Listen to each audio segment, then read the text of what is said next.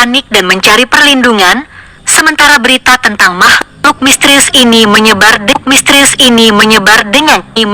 dengan cepat. Pertemuan dengan gelombang mistik. Mendengar karena yang terjadi di pesisir, Putri Dewi menyadari bahwa ini adalah ancaman yang harus dihadapinya. Dengan mengenakan kostum Raja Wali violet dan membawa sepasang kujang Bali yang telah menjadi simbol kekuatannya,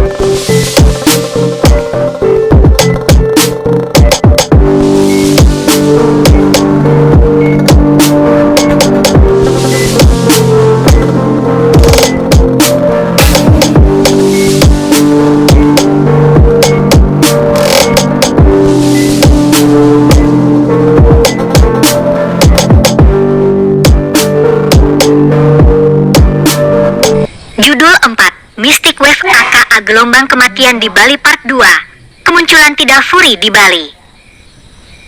Setelah menerima kekuatan mistis dari roh laut kuno, Putri Dewi, yang kini dikenal sebagai gelombang mistik, Mystic Wave, berkomitmen untuk melindungi Bali dari ancaman supranatural. Namun, ancaman besar segera muncul dari kedalaman lautan. Asal-usul Tidafuri. Di kedalaman samudera, jauh di bawah permukaan, terdapat makhluk mitologi yang dikenal sebagai gajah mina, makhluk dengan tubuh ikan dan kepala gajah yang sering diukir sebagai ornamen dalam budaya Hindu Bali. Selama berabad-abad, gajah mina berfungsi sebagai penjaga keseimbangan ekosistem laut. Namun, akibat meningkatnya polusi dan perusakan lingkungan laut, energi negatif mulai terakumulasi, mencemari habitatnya. Terpapar oleh limbah beracun dan kerusakan ekosistem, gajah mina mengalami transformasi yang mengerikan. Dari penjaga lautan yang damai, ia berubah menjadi entitas penuh amarah yang dikenal sebagai Tidafuri. Sebagai Tidafuri, ia memiliki kemampuan untuk mengendalikan gelombang pasang yang dahsyat dan memanipulasi makhluk laut yang terkontaminasi. Amarahnya ditujukan kepada umat manusia yang dianggapnya sebagai penyebab utama kerusakan lautan. Kemunculan di Bali. Suatu penduduk Bali dikejutkan oleh gelombang pasang yang tidak biasa. Air laut naik dengan cepat, menenggelamkan perahu dan merusak bangunan di sepanjang pantai. Di tengah kekacauan tersebut, sosok besar dengan aura menakutkan muncul dari laut. Dengan tubuh yang memancarkan cahaya kehijauan dan mata yang bersinar penuh amarah, Tidafuri menampakkan diri untuk pertama kalinya.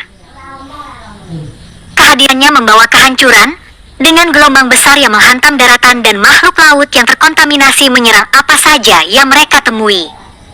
Penduduk setempat panik dan mencari perlindungan, sementara berita tentang makhluk misterius ini menyebar dengan cepat.